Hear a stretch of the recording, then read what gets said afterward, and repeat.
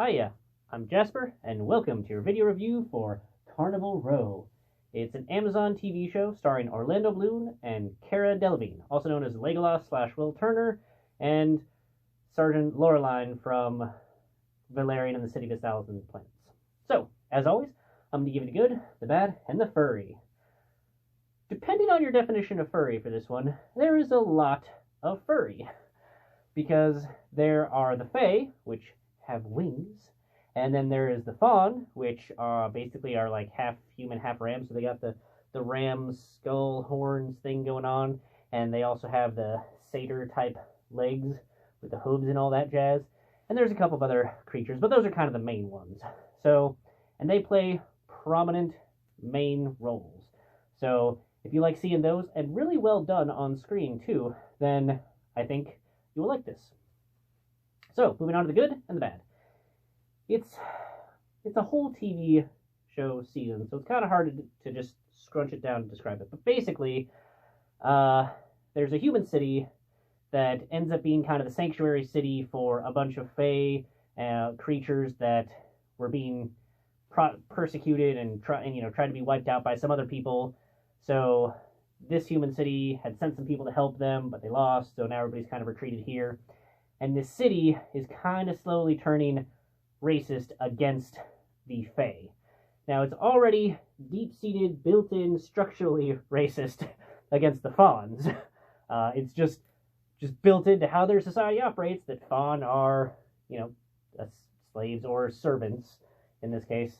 But yeah, this is the storyline is our main two characters, so, Cara Delevingne, Orlando Bloom, they have some backstory that we slowly learn about, and he is a detective investigating murder of creatures that basically is helping to raise tensions within the city. So his job is to find the murderer, to try and stop the murders, to stop the city from getting more tense, and for things to start boiling over.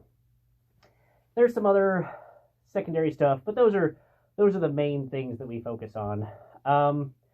I kind of liked some of the secondary things that we focused on more than these two characters' love stories, because it seemed a little contrived, especially as you find out more about it. It becomes less logical for how things ended up how they did, so I didn't really care for all that much.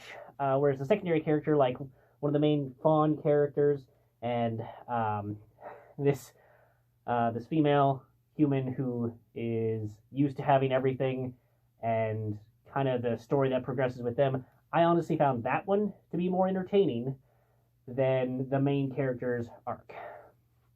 What I will say is that they clearly had a budget with this, because there wasn't any time where I was like, oh, they clearly did that to cut something, or they shot this way to kind of hide their lack of budget here or there, or, oh man, that looks really fake, because it all looks very real. And what I really, really, really like is that where the Fae's wings actually connect, it lines up perfectly with where, just logically speaking, the wires for the actors would go. So I would say this is one of the most realistic depictions on screen of a character with wings being able to fly around and land and take off and all look natural.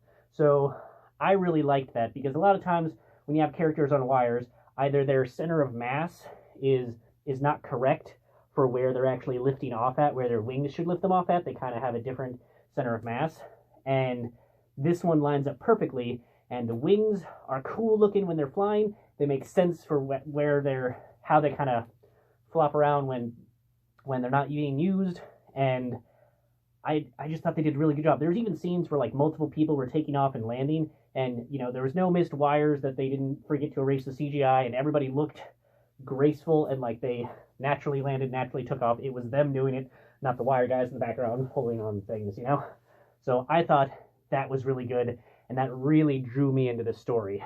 Also, the rest of the practical makeup effects with like the Fawn and everything else, all top notch.